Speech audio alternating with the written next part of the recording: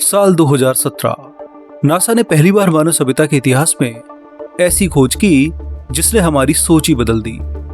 पृथ्वी से 40 light year दूर TRAPPIST-1 star system में पहली बार कंफर्मेशन के साथ हमने ऐसे ग्रहों की खोज की जो पृथ्वी की तरह ही चट्टानी यानी रॉकी प्लैनेट्स थे।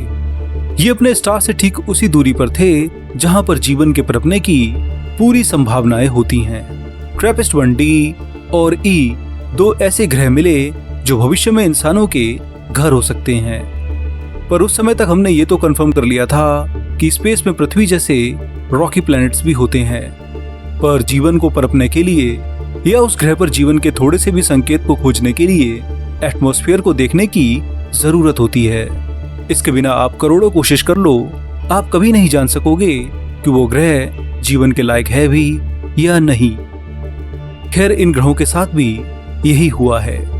आज तक हम ट्रैपिस्ट-1 स्टार सिस्टम के ग्रहों के एटमॉस्फेयर को सही से नहीं जान सके हैं। जेम्स वेब स्पेस टेलीस्कोप को ना तो यहाँ कभी कार्बन के मॉलिक्यूल्स मिले हैं और ना ही मीथेन और कोई दूसरी गैस।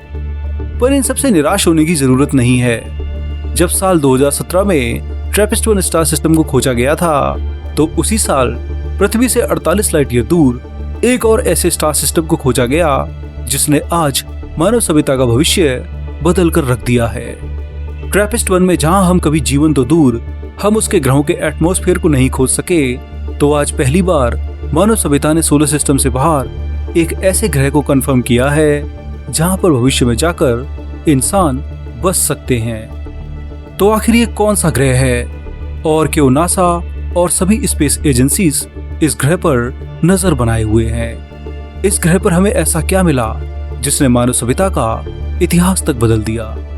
तो इन्हीं सभी बातों को जानने के लिए तैयार हो जाइए और चलिए मेरे साथ 5000 खरब किलोमीटर दूर इस ग्रह की अनोखी यात्रा पर। पृथ्वी से 48 लाइट ईयर दूर मौजूद है LHS 1140 स्टार सिस्टम।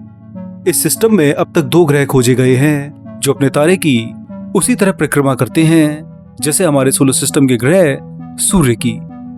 बस फर्क इतना है कि जहां हमारा सूर्य एक जी टाइप स्टार है और आकार में एवरेज साइज का है, तो इस स्टार सिस्टम का पेरेंट स्टार एक रेड ड्वार्फ तारा है जो असल में सूर्य से 5 गुना छोटा और बेहद ठंडा है। जहां सूर्य का सरफेस टेम्परेचर करीब 5500 डिग्री सेल्सियस है, तो ये तारा उससे 2500 डिग्री सेल्सियस ठंडा है। करीब 2800 डिग्री सेल्सियस का टेम्परेचर इसे एक ऐसा तारा बना देता है जिससे ये सूर्य की तुलना में कम फ्यूल खर्च करके उससे 100 गुना ज्यादा उम्र तक जीवित रह सकता है। ये तारा तब भी ब्रह्मांड में जीवित रहेगा जब सूर्य को खत्म हुए 100 अरब से ज्यादा साल बीत गए होंगे। इसी वजह से वैज्ञानिक इन तारों को लगातार स्टडी करते हैं और इन्हीं पर जीवन खोजने के लिए जेम्स वेब जैसे टेलीस्कोप की मदद लेते हैं। चलिए अब हम इस स्टार सिस्टम के और डीप जाते हैं। अब जैसे ही आप इसके काफी करीब पहुंचेंगे तो आपको LHS 1140b ग्रह दिखाई देने लगेगा। ये ग्रह इस स्टार का सबसे विशाल ग्रह है और वैज्ञानिक इसी ग्रह को भविष्य का घर कह रहे हैं। ये अपने होस्ट स्टार की करीब 1.5 करोड़ किलोमीटर दूरी से परिक्रमा करता है। ये सूर्य और पृथ्वी की दूरी का 10% है। अगर पृथ्वी इतने करीब सूर्य के आ जाए तो उस पर तुरंत ही जीवन का नामो निशान मिट जाएगा। ये दूरी मरकरी यानी बुध ग्रह से भी 3 गुना कम है। पर इस तारे और ग्रह के साथ ऐसा नहीं है। रेड ड्वार्फ होने के कारण ये काफी इनएक्टिव तारा है और रेडिएशन भी काफी कम ही रिलीज करता है। तो इतनी कम दूरी पर भी ये ग्रह आसानी से यहाँ सरवाइव कर रहा है। खैर, पास होने के कारण ये काफी तेजी से अपने होस्ट स्टार LHS 1140 की परिक्रमा करता है। यहाँ पर एक साल पृथ्वी के 24 दिन और 4 घंटों के बराबर होती है। यानी अगर आप इस ग्रह के प्राणी होते तो हर महीने आपका बर्थडे आता। खैर, आगे चलते हैं और देखते हैं इसका सरफेस टेम्परेचर कैसा है और क्या ये ग्रह जीवन के लायक है भी या नहीं। अब आप सोच रहे होंगे कि ये ग्रह सूर्य और पृथ्वी की दूरी से भी 10 गुना कम दूरी से अपने स्टार की परिक्रमा करता है। तो लॉजिक के हिसाब से देखें तो इतने पास होने पर इस प्लेनेट को जलकर राख हो जाना चाहिए था, पर ऐसा बिल्कुल नहीं होता। तो दोस्तों यहीं पर सबसे बड़ा ट्विस्ट है जिसे बहुत कम वैज्ञानिक ही रिवील करते हैं। सबसे पहले इसका होस्ट स्टार एक रेड ड्वार्फ स्टार है। देखने पर तो ये भी खतरनाक लगता है, पर सूर्य के सामने ये कुछ नहीं है। LHS 1140b ग्रह इसके इतना पास है, फिर भी वहां पर पृथ्वी से ज्यादा ठंड है। तो इसे समझने के लिए आप पहले इस वर्ड को देखिए जिसे इंसिडेंट फ्लक्स कहते हैं। साइंस में इसका मतलब होता है कि एक ग्रह को अपने तारे से कितनी गर्मी और धूप मिल रही है। पृथ्वी का इंसिडेंट फ्लक्स 1361 वॉट पर मीटर स्क्वायर है, यानी हर एक मीटर की जगह पर आप ये समझो कि 13 से लेकर 14 100 वॉट के बल्ब चल रहे हैं। तो पृथ्वी पर हर एक मीटर में उतनी पावर सूर्य के द्वारा आती है। पर इस एक्सोप्लैनेट को अपने स्टार के इतना करीब होने पर भी पृथ्वी के मुकाबले केवल 43% ही लाइट मिलती है।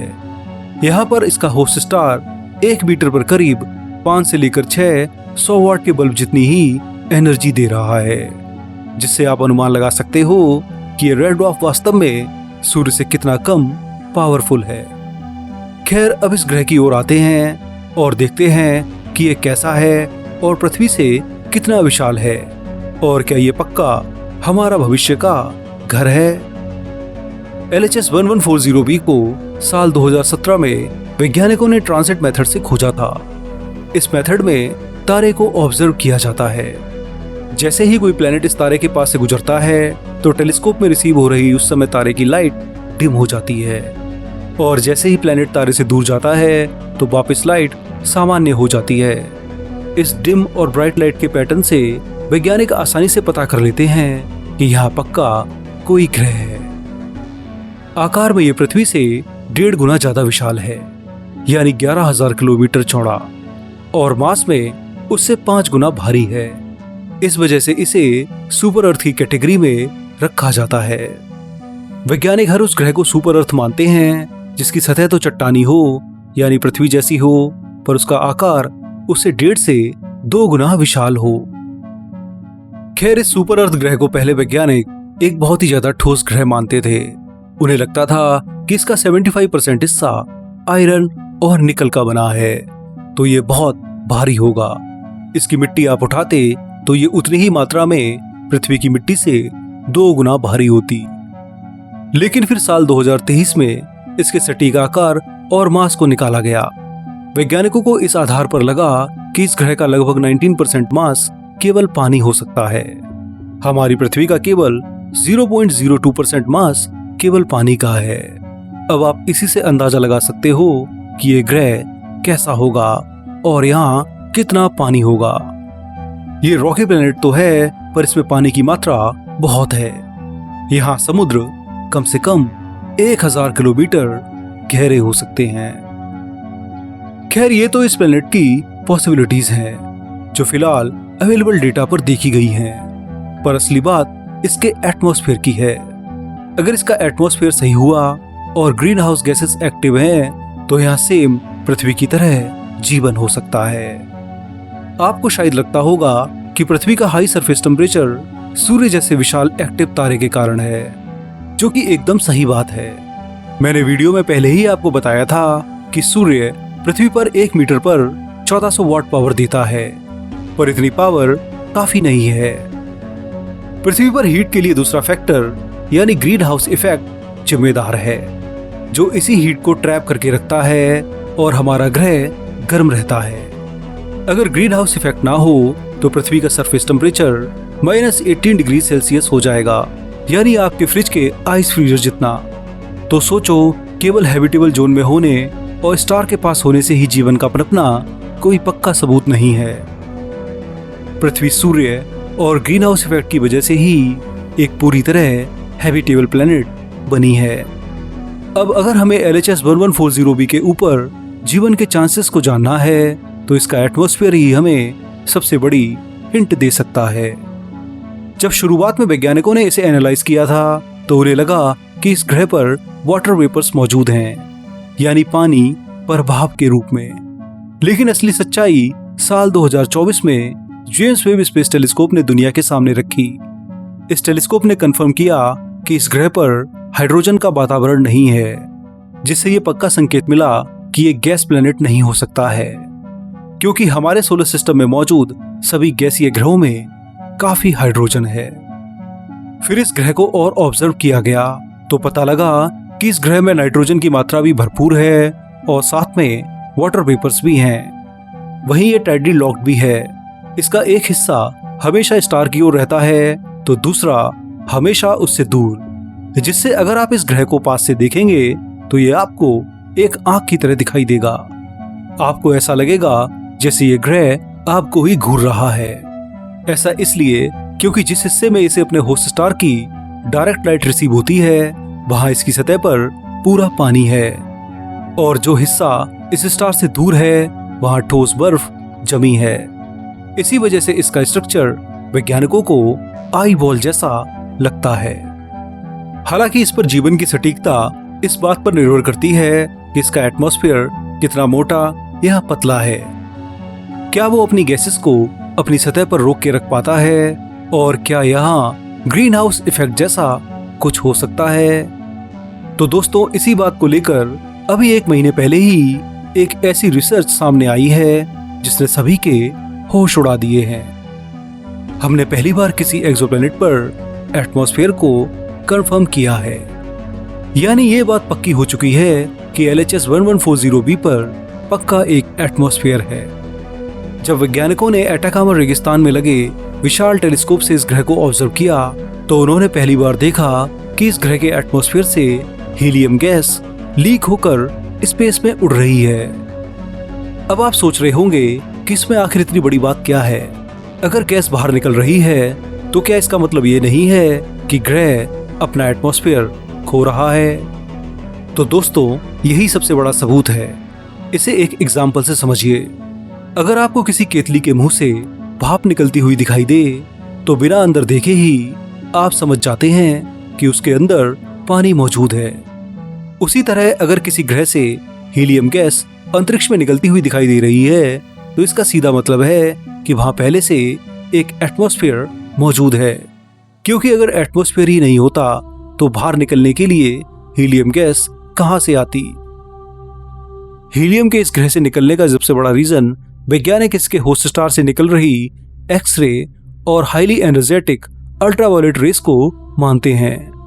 ये रेस यानी किरणें ग्रह के ऊपरी एटमॉस्फेयर को गर्म कर देती हैं, जिससे हीलियम जैसी हल्की गैसें इतनी एनर्जी हासिल कर लेती हैं कि वे ग्रह की ग्रेविटी से बचकर अंतरिक्ष में निकलने लगती हैं।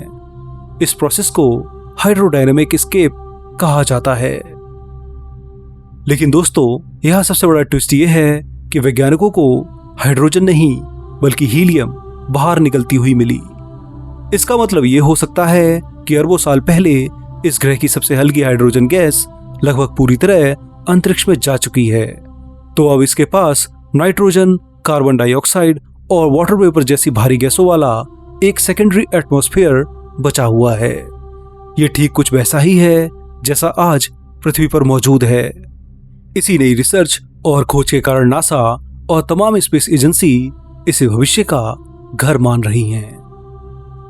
फिलहाल ये तो पक्का है कि यहाँ वातावरण है।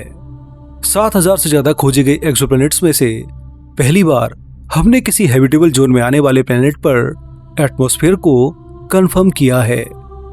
भविष्य में नासा का हैबिटेबल वर्ल्ड ऑब्जर्वेटरी और यूरोप का extremely large telescope LHS 1140b का एटमॉस्फेयर और भी गहराई से स्टडी करेंगे। अगर वहां ऑक्सीजन, मीथेन या दूसरी बायो सिग्नेचर गैसेस मिलती हैं तो ये पृथ्वी के बाहर जीवन का अब तक का सबसे बड़ा प्रमाण हो सकता है। सोच कर देखिए, पृथ्वी के बाद आपका दूसरा घर, जहां भविष्य में आपके बेटे और परिवार रह रहे होंगे।